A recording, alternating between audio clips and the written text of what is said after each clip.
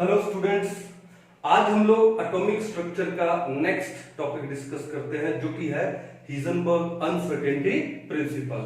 Last lecture में हमने बोला था कि हम लोग क्या डिस्कस कर रहे हैं, wave mechanical model of an atom. और वो जो wave mechanical model of an atom है उसके अंदर तीन मॉडल आते हैं। पहला मॉडल था कौन सा, डी ब्रॉय कॉन्सेप्ट, जो हमने लास्ट लेक्चर में डिस्कस किया था।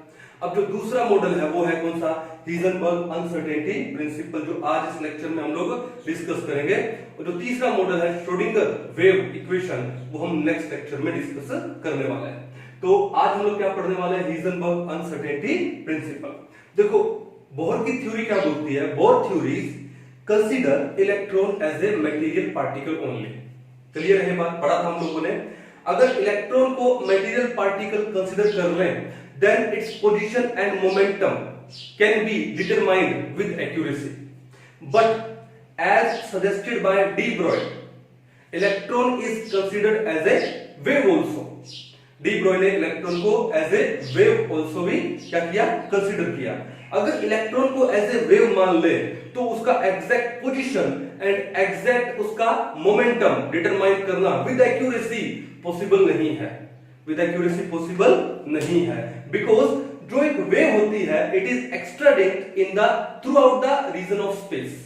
ठीक है, अब देखो कि अगर मेरे को इलेक्ट्रॉन की पोजीशन को लोकेट करना है, to locate the position of an electron radiation और very short wavelength is required.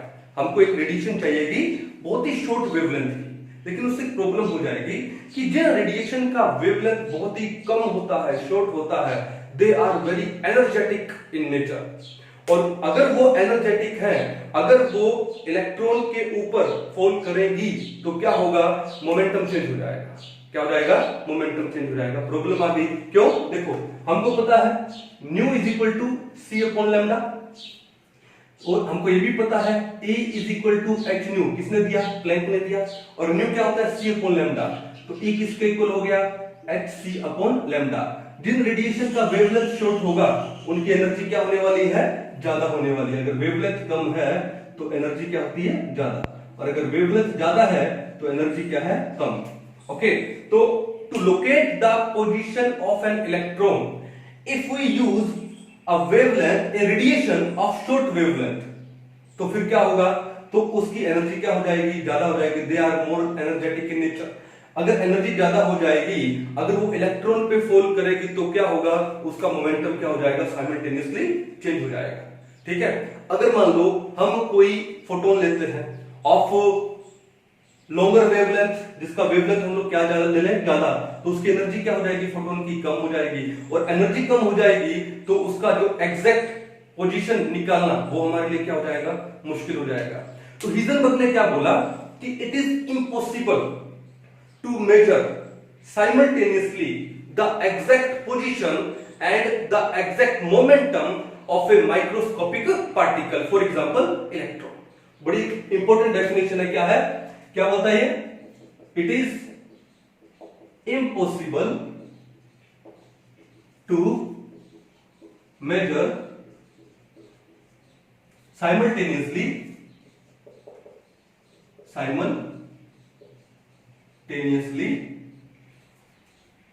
both the exact position and exact momentum of a microscopic particle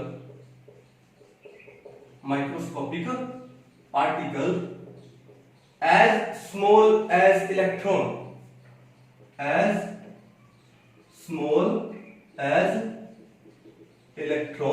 with absolute accuracy, with absolute accuracy means exact position निकालना और exact momentum निकालना simultaneously, एक ही time पे।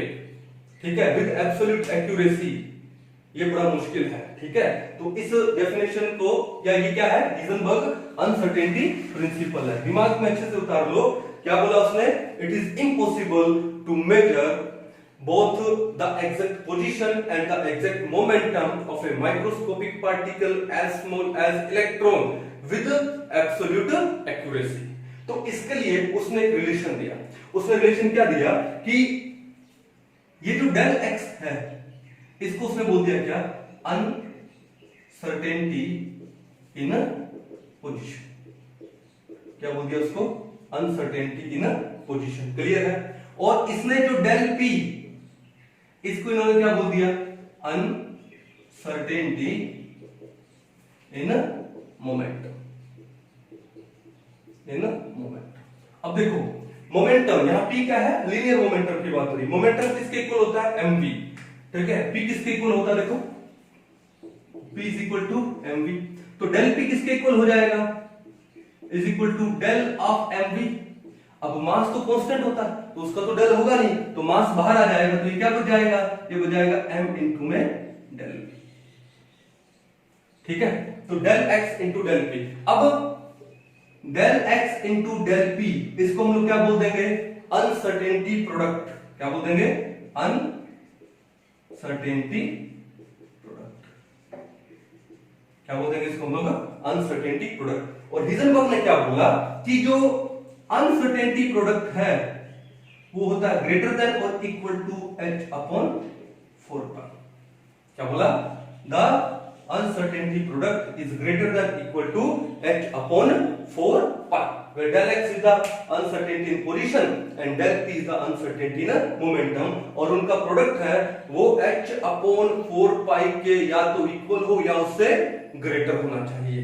ये बात clear है। Okay, अब देखो ध्यान से, अब देखो ध्यान से कि इस डेल p को अगर मैं रिप्लेस कर दूं किससे, m डेल v से, तो ये क्या हो जाएगा, डेल x इंटू में m इंटू में डेल v ग्रेटर देन क्या हो जाएगा, h अपॉन 4 पाई।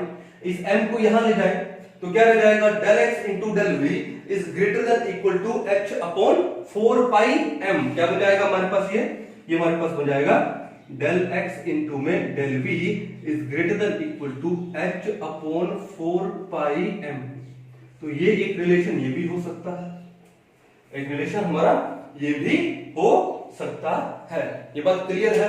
चलो, तो हमारे पास एक रिलेशन आ गया, किसने दिया हमको, ये हिजनबर्ग ने दिया। अब देखो इसके ऊपर एक बड़ा ही इंपॉर्टेंट क्वेश्चन बनता है। क्वेश्चन क्या बनता है, देखो ध्यान से, ठीक है। क्वेश्चन ये है कि if uncertainty in position of an electron is zero, if uncertainty in position of an electron is zero, then what will be the uncertainty in its momentum या in its velocity।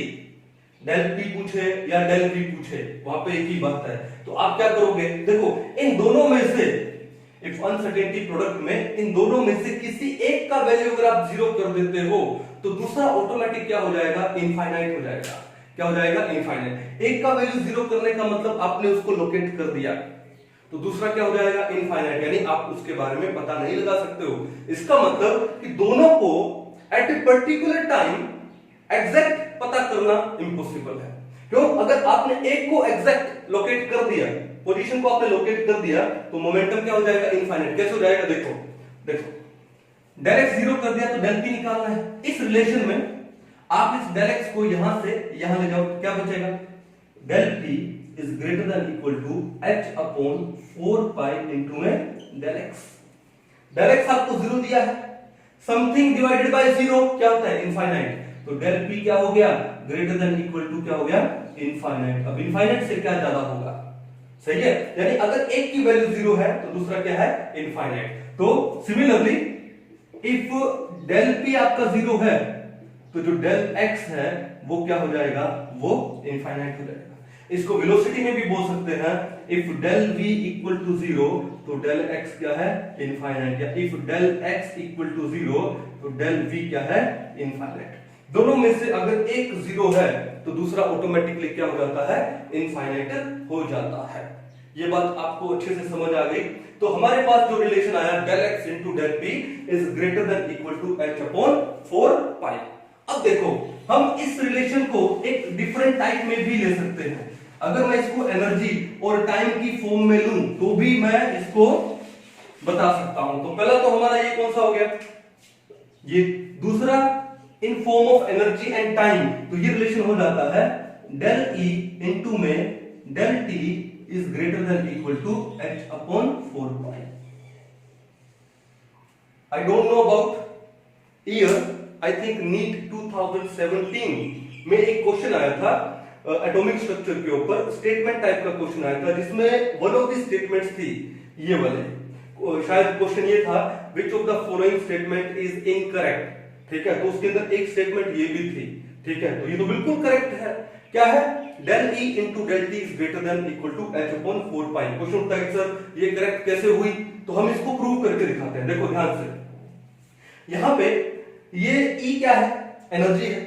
अगर मैं Einstein की equation ले लूं, E is equal to क्या हो जाता है? mc square. क्या हो जाता है? mc square, where c is the velocity of light, but here we are talking about electron, तो c को मैं रिप्लेस कर दूं किससे? v से, तो यहां पर देखो क्या हो जाएगा, तो मैं इसका डेरिवेशन कर देता हूं, ठीक है, तो तुम्हारा ये जो डेल E है वो क्या हो जाएगा? m इंटू में डेल v का स्क्वायर, m इंटू में डेल v स्क्वायर। ये बात क्लियर है? चलो उसके बाद ये जो डेल t है, ये जो डेल t है, टाइम क्या है? आपने वेलोसिटी के बारे में सुना होगा। वेलोसिटी क्या होती है? Displacement upon time. वेलोसिटी क्या होती है? Displacement upon time. तो टाइम क्या हो गया? टाइम को इधर ले जाओ, वेलोसिटी को इधर ले जाओ, तो टाइम हो गया आपका डिस्प्लेसमेंट अपॉन वेलोसिटी। ये बात क्लियर है? तो डेल टी क्या हो गया फिर आपके पास? आपके पास डेल टी हो गया डेल एक्स अपॉन में डेल वी। तो यहां के डेल टी को, इस डेल टी को मैं क्या लिख सकता हूं? मैं लिख सकता हूं डेल एक्स अपॉन में डेल वी भी मैं लिख सकता हूं, लिख सकता हूं, कोई इशू नहीं है। तो एक काम करो, इस डेल ई की जगह हम लोग लिख देते हैं क्या? इसकी जगह हम लोग क्या लिख देते हैं? m इंटू में del V square into del T की जगह मैं क्या लिख दूं? Del X upon del V greater than equal to क्या हो गया? h अपॉन 4 पाई हो गया। ये बात क्लियर? एक डेल वी से एक डेल वी कैंसिल आउट हो जाएगा, हो गया। और उसके बाद m इंटू डेल वी क्या होता है? डेल p होता है, और ये क्या है? Del x। तो इसकी जगह मैं लगा दूं del p, change in momentum, और ये क्या है? Del x। तो हमारे पास क्या आ गया? डेल x इंटू में del p greater than equal to h upon 4 pi.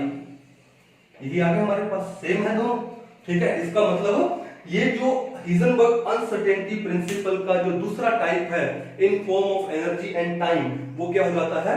Del E into del T is greater than equal to h upon 4 pi. आप इसको प्रूव भी कर सकते हो बड़े ही सिंपल तरीके से। एक बार इसको उतार लीजिए। अभी हम इसका तीसरा टाइप और पढ़ने वाले हैं इन terms of angular momentum and angular motion. तब तक आप इसको अच्छे से एक बार उतार लीजिए। चलिए अभी हम लोग हिजनबर्ग अनसर्टेनिटी प्रिंसिपल पढ़ने वाले हैं इन terms of angular momentum and angular position, ठीक है। क्या लिख रहा हूं?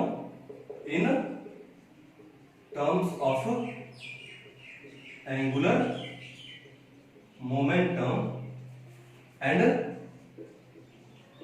एंगुलर पोजीशन, ठीक है। अभी थोड़ी देर पहले हमने क्या पढ़ा था? In terms of momentum and position पढ़ा था, जो कि क्या था?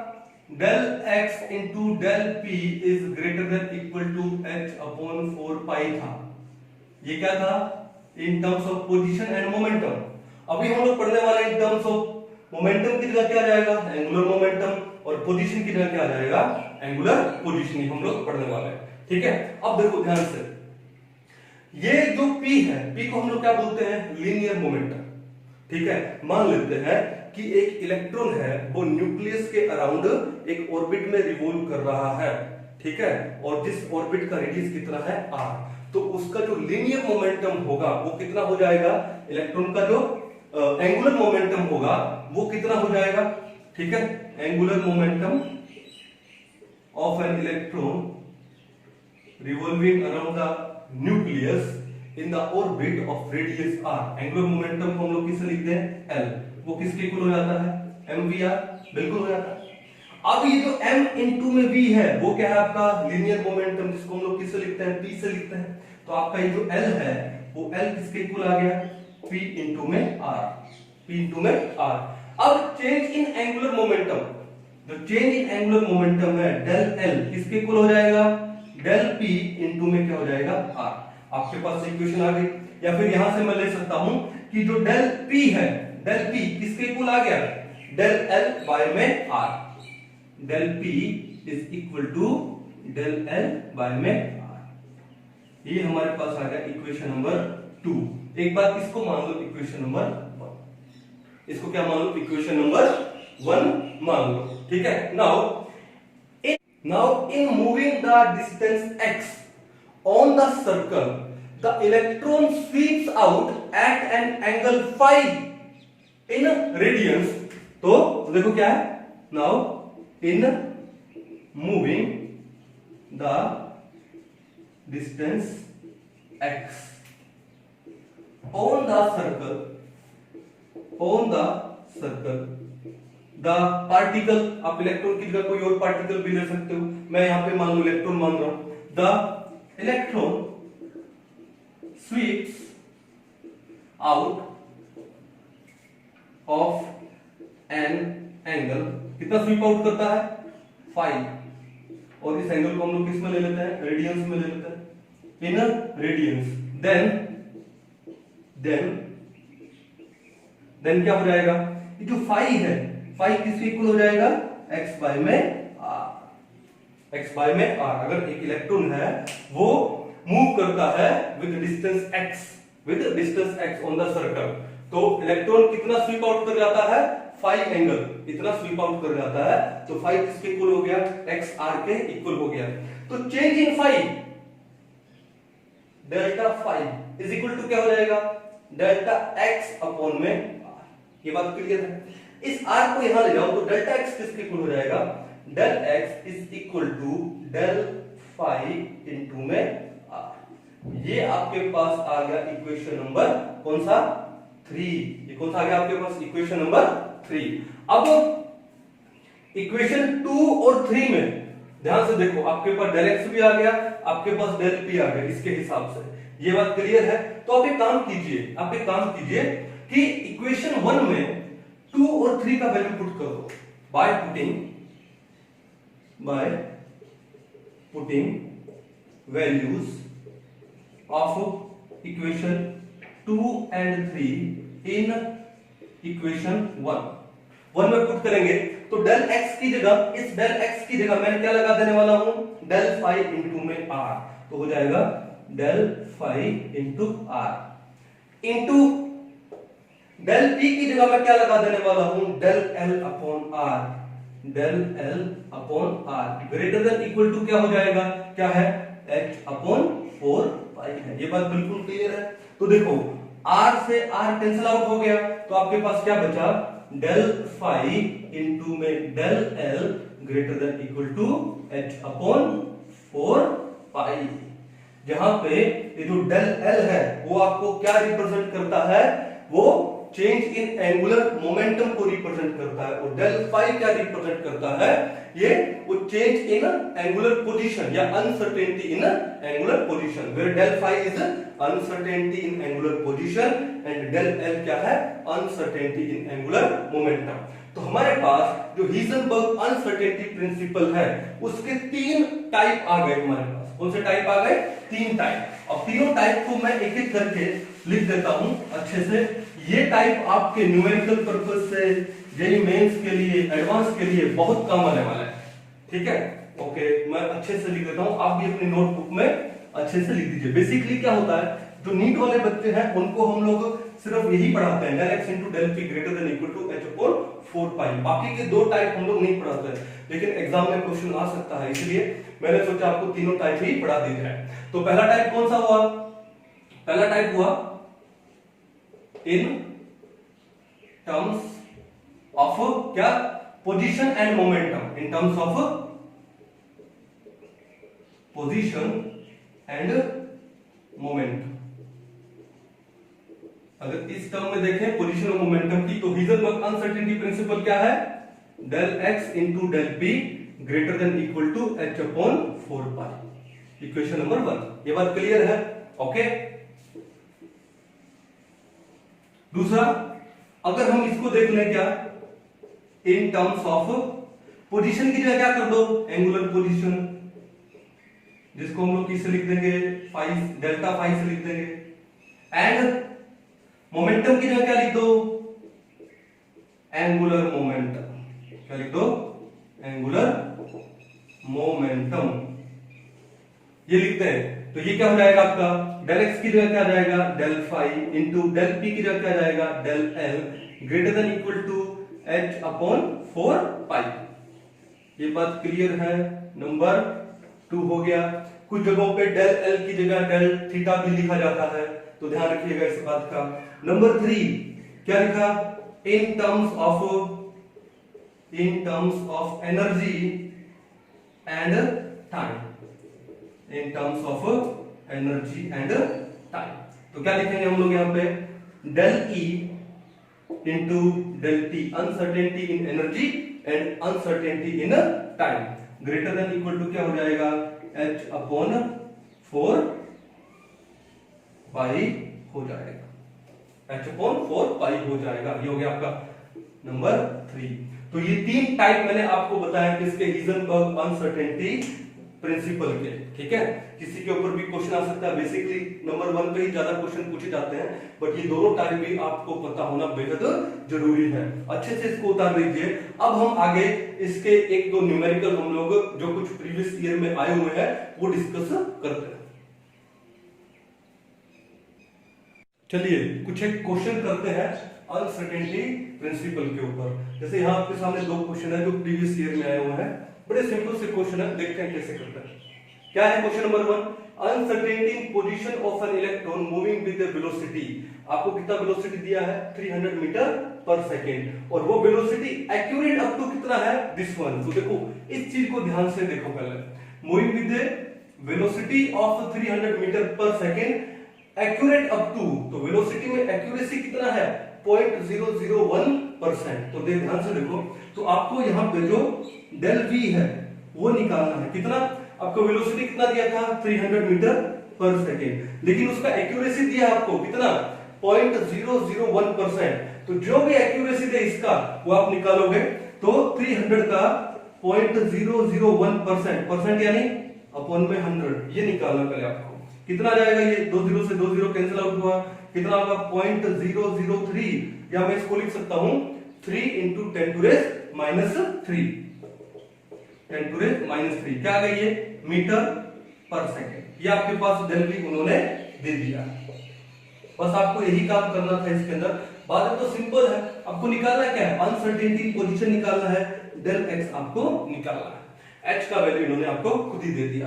अब according to the uncertainty principle, del X into del V is greater than equal to क्या होता है, एच अपॉन 4 पाई एम। मैंने डेल वी लिखा है तभी यहां पर क्या आ गया, एम आ गया। ओके, आपको डेल एक्स चाहिए तो एक काम करो, डेल वी को भी उधर लेके चले जाओ, तो क्या बन जाएगा ये, del X is greater than equal to, ये हो जाएगा H upon 4 pi M into में डेल वी। अब इसको सोल्व करना है। एच का वैल्यू आपको कितना दिया है, एच का वैल्यू आपको दिया इन्होंने कहां पे, 6.63 इंटू 10⁻34, ये एच का वैल्यू आपको दिया है, अपॉन 4 पाई कितना होता है, 3.142 इंटू में एम, इलेक्ट्रॉन का मास कितना है, 9.1 इंटू 10⁻31 किलोग्राम। नहीं देते तो भी चलता, ठीक है, इंटू में डेल वी कितना निकाल लिया हमने, 3 इंटू 10⁻³ बस आपको कुछ नहीं करना है, आपको बस इसको सोल्व करना है। तो हम लोग कोशिश करते हैं सोल्व करने की। क्या मेथड अपना, सबसे पहले 10 की पावर को सोल्व करना है। देखो ध्यान से, ऊपर 10 की पावर कितना है, -34, नीचे कितना है, -31 एंड -3 कितना हो गया, -34। अरे ये तो कैंसिल आउट हो गए, 10 की पावर आपस में क्या हो गई, कैंसिल आउट हो गई। अब देखो क्या है कि ऊपर 6 है, नीचे है 4 इंटू 3 इंटू 9 इंटू में 3। तो आप एक काम कीजिए, 3 1 जा 3 2 जा, ठीक है, 2.2 ले सकते हो। मैं अप्रोक्स में लाने की कोशिश करता हूं, तो मैं एक बार अप्रोक्स में लेके आया हूं, 3 1 जा 3 2 जा, 2 1 जा एंड 2 2 जा। ऊपर क्या बचा 1, नीचे क्या बचा 2 इंटू 9 18, 18 इंटू 3 54। तो आपके पास जो अप्रोक्सीमेटली आया है 1 बाय में कितना आया है, 54 आया, 1/54। अगर आप इस 1/54 को थोड़ी देर के लिए 1/50 अज्यूम कर लो, हम नियर अबाउट वैल्यू निकालने की कोशिश करें। इसको मैंने क्या मान लिया, 1/50 एक बार कंसीडर कर लिया, तो 1/50 कितना होता है, 0.02। कितना होता है, कितना होता है, 0.02। 0.02 को मैं लिख दूं 2 × 10⁻⁻², और डायरेक्शन तो किस में आएगा, मीटर। अब जो 2 × 10⁻⁻² मीटर के अप्रोक्स जो भी ऑप्शन है वही आपका आंसर है। देखो ध्यान से, ये कितना है, 5.76 × 10⁻², ये ऑप्शन नहीं हो सकता। 1.92 × 10⁻², ये ऑप्शन हो सकता है, तो 1.92 वो 2 के अप्रोक्स है। ओके, 3.84 ये नहीं हो सकता है, 19.2 ये भी नहीं हो सकता, तो आपका आंसर क्या हो गया, ऑप्शन नंबर 2। बड़ा सिंपल सा क्वेश्चन था। सेम टाइप का क्वेश्चन यहाँ पे क्वेश्चन नंबर 2 जो कि AIEEE 2009 में आया था। तो क्या क्वेश्चन था, in an atom the electron is moving with the speed of this 1 metre with an accuracy. ये तो सेम ही क्वेश्चन है, ठीक है। Certainty with the position of the electron is located. तो हम लोग डायरेक्ट निकालने की कोशिश करते हैं, पोजीशन निकालना है, डेल एक्स किसके इक्वल हो जाएगा, h/4/m इंटू में डेल v ग्रेटर देन और इक्वल। h का वैल्यू कितना बोल रहा है, 6.6 इंटू 10⁻34 बोल रहा है, अपॉन 4 इंटू पाई कितना है, 3.14, m कितना है, 9.1 इंटू 10⁻34 इंटू डेल v निकालते हैं। स्पीड कितना दिया है, 600 मीटर पर सेकेंड, और एक्यूरेसी कितना है, 0.005%। तो 600 का 0.005% कितना होता है, डेल v क्या हो जाएगा, 600 इंटू 0.005% यानी अपॉन में 100, 20 से 20, 6 5 30, तो कितना बचेगा, 0.03, कितना बचेगा, 0.03 मीटर पर सेकेंड। तो डेल v की जगह आ गया 0.03, इसको मैं 3 × 10⁻²लिख सकता हूं, ये 9 × 10⁻31 किलोग्राम है। क्लियर बात है। अब सॉल्व करते हैं, सबसे पहले किसको लेंगे, हम लोग सबसे पहले लेंगे 10 की पावर को।